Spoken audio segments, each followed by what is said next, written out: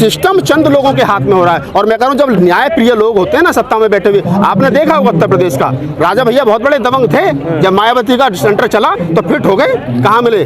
तो ये समझना पड़ेगा, जब मायावती मुख्यमंत्री थी तो 5 साल तक वहाँ पर रिलायंस के पेट्रोल नहीं खुले। तो कोई कितना ही बड़ा पैसे वाला हो, कितना ही बड़ा दबंग हो, सरकार चाहे तो 2 मिनट में साफ कर देगी। बाबा आदित्यनाथ योगी का इस्तीफा कराया गया, MP की सीट खाली कराई गई, उनको MLC से चुन करके MLC बनाया गया और फिर मुख्यमंत्री बनाया गया। क्यों? क्योंकि उनको कट्टर हिंदू चेहरा चाहिए था, जो देश के अंदर जिस भाव के आधार पर उत्तर प्रदेश में वो जीत करके आए थे कि हिंदू राष्ट्र बनाएंगे, या हिंदुओं के लिए ये करेंगे, हिंदुओं के लिए वो करेंगे, मुसलमानों को सबक सिखा देंगे, दलितों का सत्यानाश कर देंगे, बेड़ा गर्क कर देंगे। तो उस काम को बेहतर तरीके से कौन कर सकता था? तो बाबा कर सकते थे, तो बाबा को वो लेकर के आए। तो बीजेपी वाले जो वो अपना काम ईमानदारी से कर रहे हैं, वो उसमें कोई लाग लपट नहीं है, वो अपना काम ईमानदारी से कर रहे हैं। जाति के आधार पर वो राजनीति करते हैं, धर्म के आधार पर वो राजनीति करते हैं, भाषा के आधार पर वो राजनीति करते हैं, अपने फायदे के लिए वो जो भी कर सकते हैं वो कर रहे हैं। जो आदमी जिस पर पोस्को एक्ट के तहत मुकदमा दर्ज हुआ है और पोस्को में यह कि आदमी को फौरन तत्काल से गिरफ्तार किया जाए, वो आदमी खुलेआम टीवी चैनलों पर इंटरव्यू देता हुआ घूम रहा है और पुलिस की हिम्मत नहीं कि उसको हाथ लगा दे। यार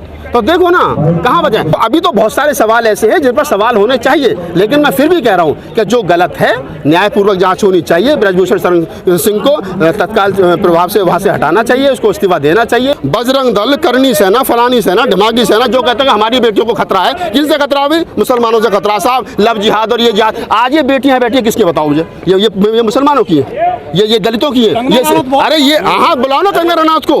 मैं कह रहा हूँ फिर तुमसे, इस देश के अंदर हिंदू आदमी जब तक सरकार बनानी है, और जब सरकार बन जाती है तो तू जाट, तू गुजर, तू चमार, तू चूड़ा, तू घटी, तू पासी, तू धाणक, सब जातियों में बढ़ जाते हैं। फिर हिंदू कोई नहीं है। फिर हिंदू कौन है? हिंदू फिर एक ही जाति है, वो ये जो मंदिरों में बैठी है। भाई ना तो तुम हिंदू हो, ना तुम्हारा हिंदू, तुम शूद्र हो, शूद्र थे और शूद्र रहोगे। लाठी सब पे पड़ेगी, बारी बारी को सब पिटोगे।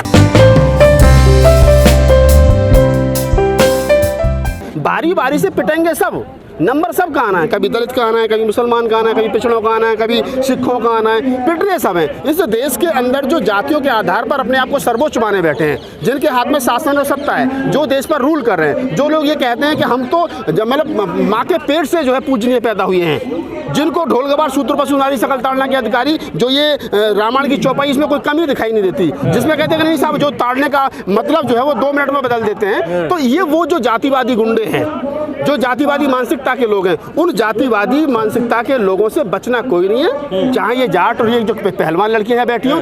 अब मैं कहता हूँ ना, जब मिर्चपुर कांड हुआ था तो किसने किया था? यही लोग थे ना। गुहाना कांड हुआ था, दलितों घर में आग किसने लगाई थी? यही लोग थे ना।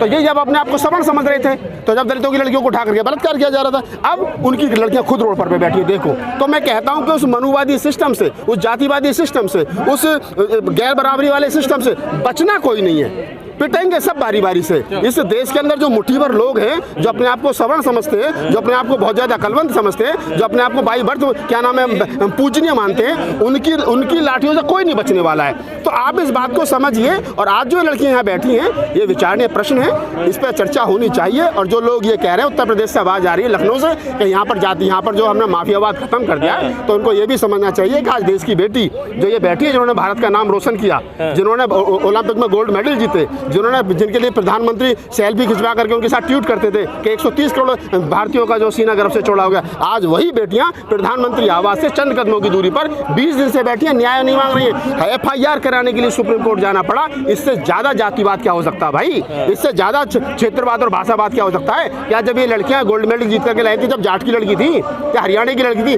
तब देश की बेटी थी। लेकिन आज सरकार में बैठे हुए लोग कहते हैं कि तो जाटों की लड़कियां, ये तो हरियाणा की लड़कियां, डूब कर नहीं मारा जाता, शर्म नहीं आती इन लोगों को? तो ये जो चल रहा है, ये सारे का सारा सिस्टम जो है वो जातिवाद के आधार पर चल रहा है। और मैं फिर कह रहा हूँ कि इन लोगों को समझना पड़ेगा, बारी बारी से पिटना सबको है। जिस दिन इस देश का जब दलितों पर एट्रोसिटी हो और उसके साथ में जाट गुजर यादव खड़े हो जाएं, जब यादवों पर, जब जाटों पर, किसानों पर, मेरा जातियों पर कोई हो, तो मुसलमान साथ में खड़े हो जाओ, तो इस देश में 85% जो बहुजन समाज है, जिसको SC ST OBC और माइनॉरिटी कहते हैं, तब एकाकी बनेगी, तब कहीं ना कहीं लोगों में प्यार मोहब्बत बनेगा। और ये जातिवादी गुंडे जो 15% इस देश के अंदर विदेशी लुटेरे हैं, इनको ये समझ में आएगा कि तुम इस देश के मूल निवासी नहीं हो। इस देश का मूल निवासी जाग चुका है और वो खदेड़ देगा, जहाँ से कभी आए तो वही भेज देगा। माफियाओं की फहरिस्त में ये नाम कैसे छूट गया कि 38 मुकदमे होने के बावजूद भी सब कुछ सही है? नहीं तो ये तो मैं और आप कह रहे हैं ना 38 मुकदमे हैं। अभी देखो 44 मिनट का उनका देवांग के साथ में इंटरव्यू है, उसमें कह रहे मेरे ऊपर तो आज भी है एक भी मुकदमा नहीं। और मैं तो यार ये नहीं, या तो ये लिस्ट झूठी है, या वो झूठ बोल रहे हैं और वरिष्ठ पत्रकार के सामने लाइव इंटरव्यू में कह रहे हैं। और दूसरी चीज, मैं तो समझ रहा हूँ यार, कुछ थोड़ी बहुत शर्म लिहाज बची है नहीं बनी इस देश के लोगों के अंदर। जो आदमी जिस पर पोस्को एक्ट के तहत मुकदमा दर्ज हुआ है और पोस्को में यह है कि आदमी को फौरन तत्काल से गिरफ्तार किया जाए, वो आदमी खुलेआम टीवी चैनलों पर इंटरव्यू देता हुआ घूम रहा है और पुलिस की हिम्मत नहीं कि उसको हाथ लगा दे यार। तो देखो ना कहाँ बजाए, सिस्टम चंद लोगों के हाथ में हो रहा है। और मैं कह रहा हूँ जब न्याय प्रिय लोग होते हैं ना सत्ता में बैठे हुए, आपने देखा होगा उत्तर प्रदेश का राजा भैया बहुत बड़े दबंग थे, जब मायावती का सेंटर चला तो फिट हो गए, कहाँ मिले। तो ये समझना पड़ेगा, जब मायावती मुख्यमंत्री थी तो 5 साल तक वहाँ पर रिलायंस के पेट्रोल नहीं खुले, तो कोई कितना ही बड़ा पैसे वाला हो, कितना ही बड़ा दबंग हो, सरकार चाहे तो 2 मिनट में साफ कर देगी। पर ब्रजभूषण का जो बयान है वो कह रहे हैं कि इतने गंभीर आरोप लगाने के बावजूद भी वो टाइम, वो डेट, तिथि कुछ बताने तैयार नहीं है, कब किया, कैसे किया। तो ये नहीं देखिए मैं क्या करूँ, अगर ये जांच का विषय है। अगर आज की तारीख में, पहले मैं तो देखो ये भी कहता हूँ, कल भी मैंने कहा, हमने अपने चैनल पे कहा कि अगर आज यहाँ ये वीरेश फोगाट और वो उसकी छोटी बहन बैठी हैं और गीता और बबीता नहीं है, तो ये विचारने प्रश्न है कि 2 बहनियाँ बैठ करके न्याय मांग रही हैं। एक बहन जो सरकार की उनमें DSP की पद पर बैठ करके मलाई खा रही है और दूसरी बहन जो है वो प्रधानमंत्री के साथ सेल्फी खिंचवा करके कह रही है कि नहीं इसका वो राजनीतिकरण नहीं होना चाहिए। तो या तो ये 2 बहन गलत हैं या वो 2 बहन गलत हैं, तो ये भी विचारने प्रश्न है। तो अभी तो बहुत सारे सवाल ऐसे हैं जिन पर सवाल होने चाहिए, लेकिन मैं फिर भी कह रहा हूँ कि जो गलत है न्यायपूर्वक जांच होनी चाहिए। ब्रजभूषण शरण सिंह को तत्काल प्रभाव से वहाँ से हटाना चाहिए, उसको इस्तीफा देना चाहिए,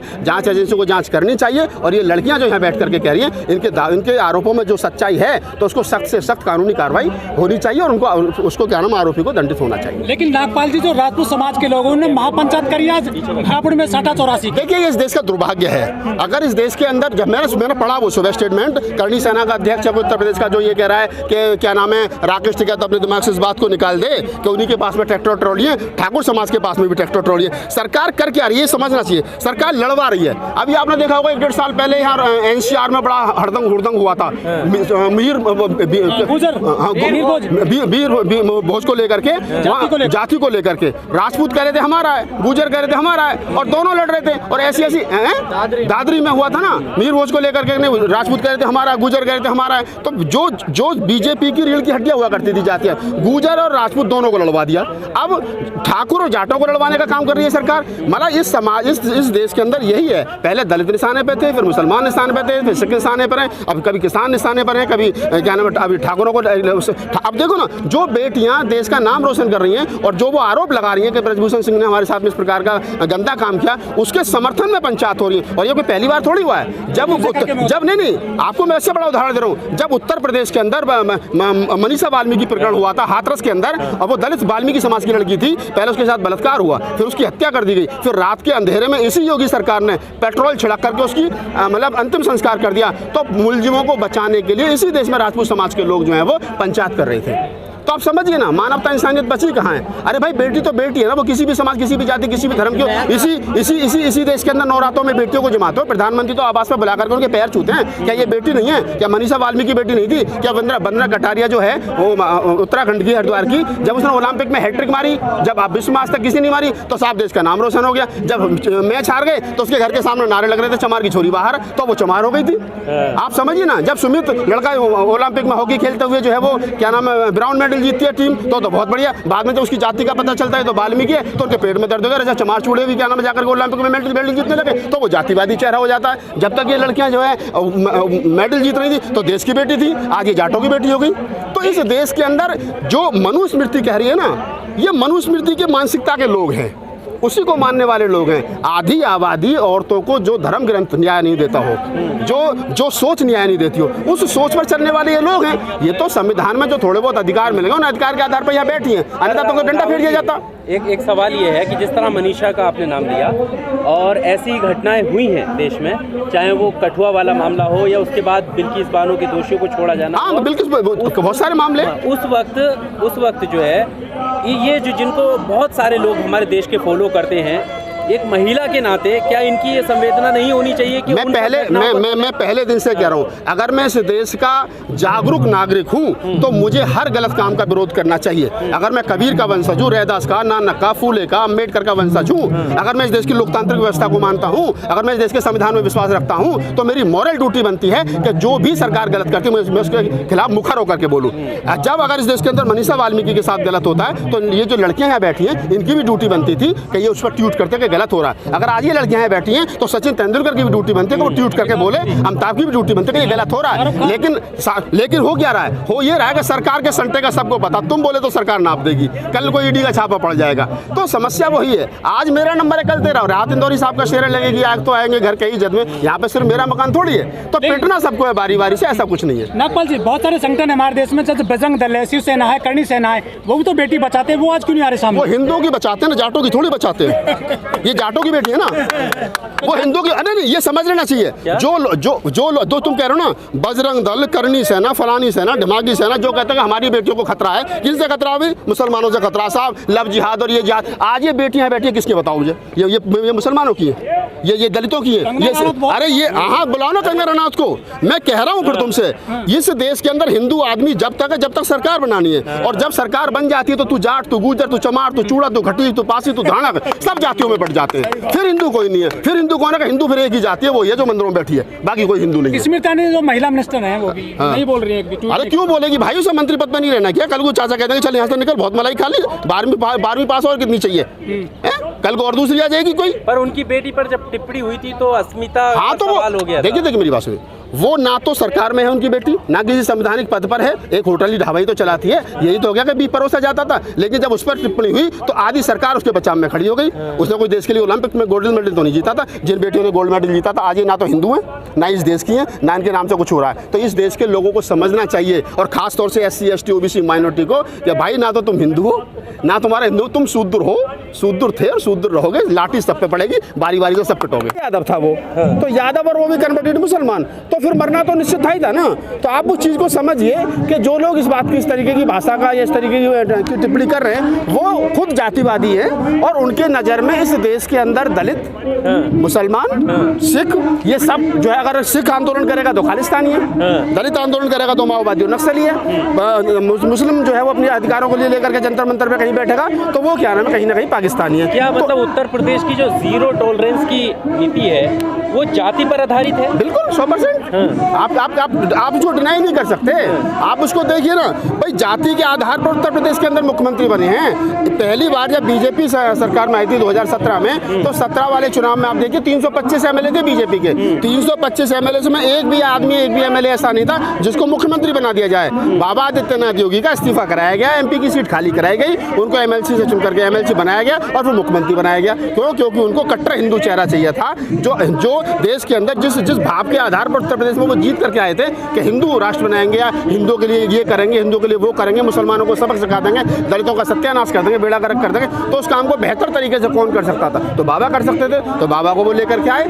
तो बीजेपी वाले जो वो अपना काम ईमानदारी से कर रहे हैं, वो उसमें कोई लाग लपट नहीं है, वो अपना काम ईमानदारी से कर रहे हैं। जाति के आधार पर वो राजनीति करते हैं, धर्म के आधार पर वो राजनीति करते हैं, भाषा के आधार पर वो राजनीति करते हैं। अपने फायदे के लिए वो जो भी कर सकते हैं वो कर रहे हैं। और बाकी के लोग जो हैं, आप देखिए हम यहाँ जंतर मंतर पर खड़े हैं, आज से 2 साल पहले, 3 साल पहले जब NRC CA का आंदोलन चल रहा था, चाहे वो लखनऊ के घंटा घर पे चल रहा था, जहाँ शाहीन बाग में चल रहा था, तो उस समय ये जो लोग बैठे ना, यही कह रहे थे सब पाकिस्तानियों मारो, दिल्ली पुलिस लठ बजाओ, हम तुम्हारे साथ हैं, ये नारे लगाए जा रहे थे।